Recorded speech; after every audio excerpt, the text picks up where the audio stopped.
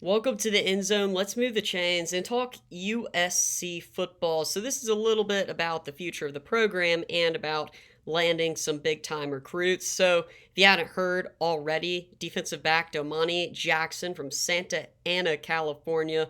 5-star guy, and by the way, I use rivals, so the stars and the rankings might be different that I'm referring to than what you know based off your subscription or what service you use. But I want to talk about USC football, and right now I think that USC football is actually trending upwards. If you watched in the beginning, before the season started, when the Pac-12 released their schedules, I said that USC will run the table in the regular season. I picked them to win the Pac-12 championship. They ended up losing that game, but still, they had a pretty good season last year, ending in the Pac-12 championship, losing to Oregon. So we're going to talk about the elephant in the room.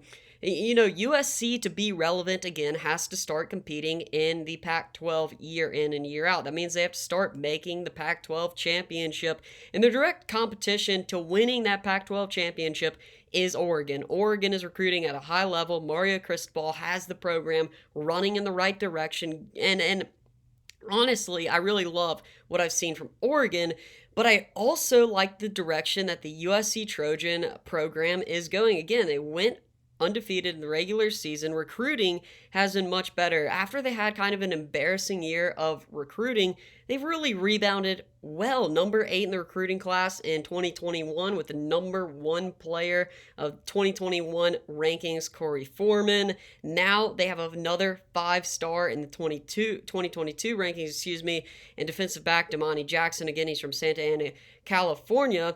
And right now, what a college football is about is you have to be able to win these conference championships, and really to be able to break through into the college football playoffs and get that win is you have to recruit at a high level.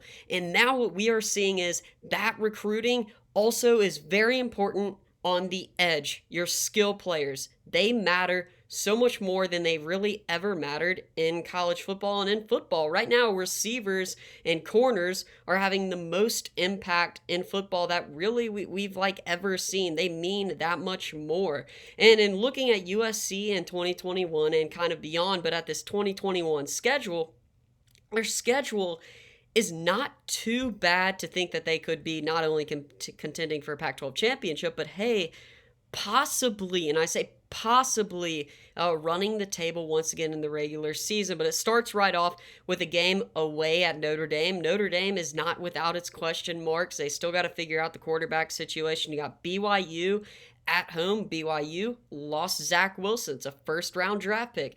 At Arizona State, Utah at home. Those are some of their tougher games on that schedule. But really, this is a manageable schedule. It really is for a team like USC that's been playing at a high level. And talk again about skill position, about quarterback play. The air raid with Keaton Slovis has been really fun to watch. It's been kind of spotty at times, but now I think that they are going to get the system really running well with Graham Harrell as the offensive coordinator. Yes, they do have some work to do, but I think that they should be a competitor for the Pac-12 in 2021 and beyond if they keep recruiting at this level, coaching at this level, and playing at this level. USC very easily could have not been undefeated last year. Again, I'm going to say that because there were a lot of close games, but they still moved in the right direction, and I'm excited to see USC in the future. So I'd love to know your opinions down below. What do you think about USC football? Thanks for watching the End Zone. Make sure to like, subscribe, and comment so we can move the chains.